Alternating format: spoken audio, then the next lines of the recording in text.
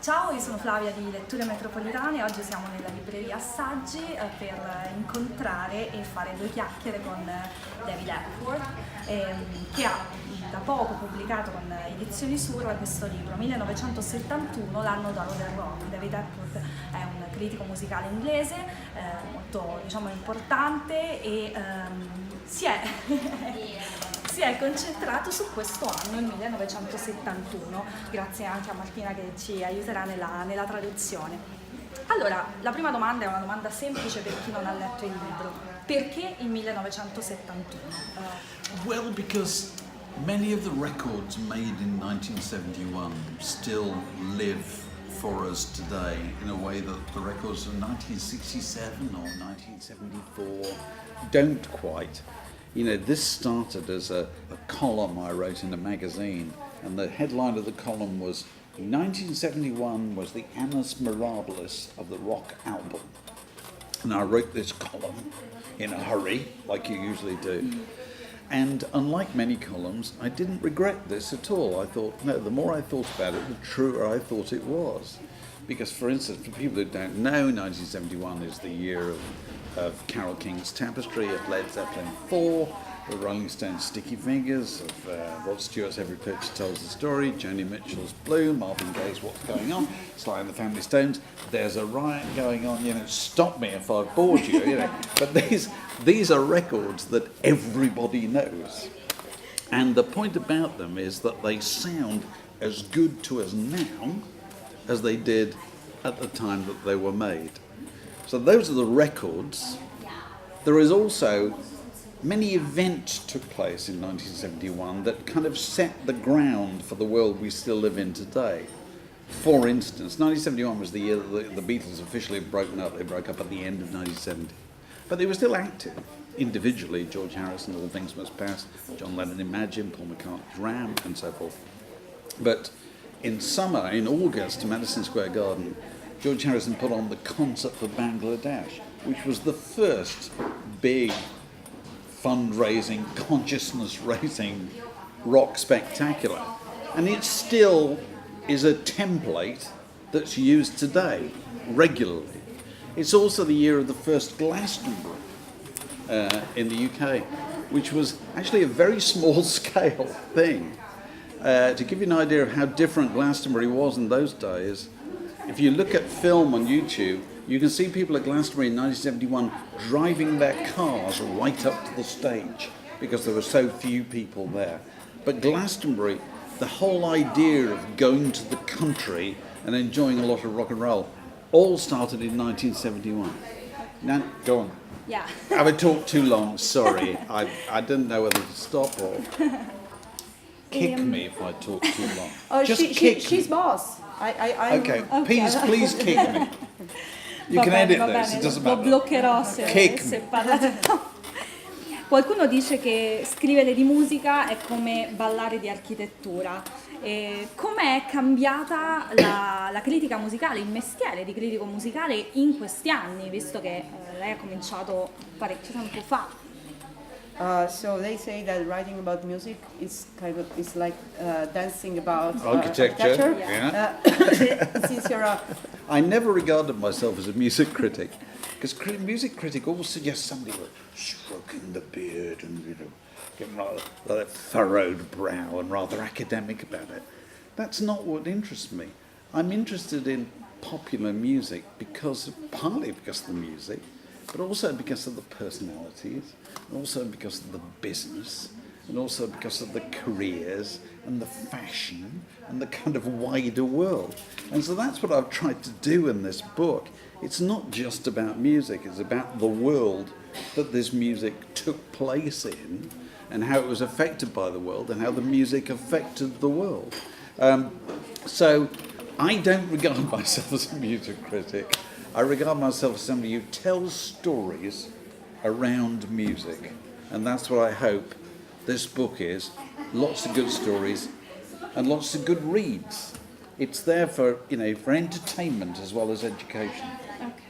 Questo libro è costruito come un lungo viaggio all'interno dell'anno 1971, mese per mese, e all'interno di ogni mese succedono delle cose, effettivamente delle cose che vanno sia a toccare il mondo della musica, ma anche in generale la storia del mondo e dei personaggi. E una cosa che però viene fuori molto forte da questo libro è che i dischi cambiano la storia, possono cambiare la storia, possono cambiare la vita delle persone. Allora io chiedo a David Hepworth un disco tra quelli citati che secondo lei ha cambiato un po' la storia della musica e la storia in generale, e anche un disco che ha cambiato invece la sua storia personale. Personal My history. personal life. I tell you one record that I do think changed music that doesn't get the credit that it deserves is Carole King's Tapestry. Because Carole King had been writing songs for years for other people. And it was only when they had that Lou Adler actually had the idea of making a record with her that didn't sound like a finished record. It sounded like a demo. And, and that went on to sell many, many millions of copies. And I think it probably sold them disproportionately to women, because it was about women's lives. And I think the thing that you have to give a lot of credit to is the cover.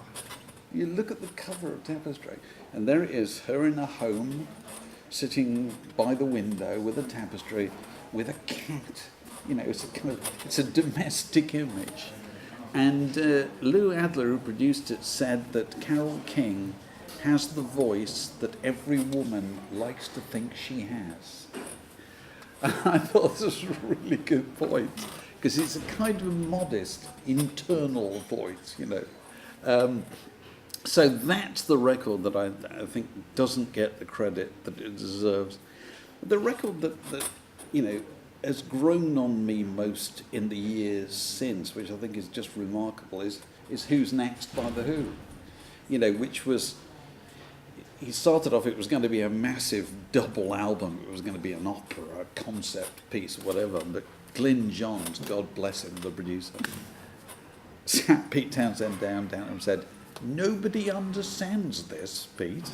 Just make it one single album with your best tunes and it'll be huge."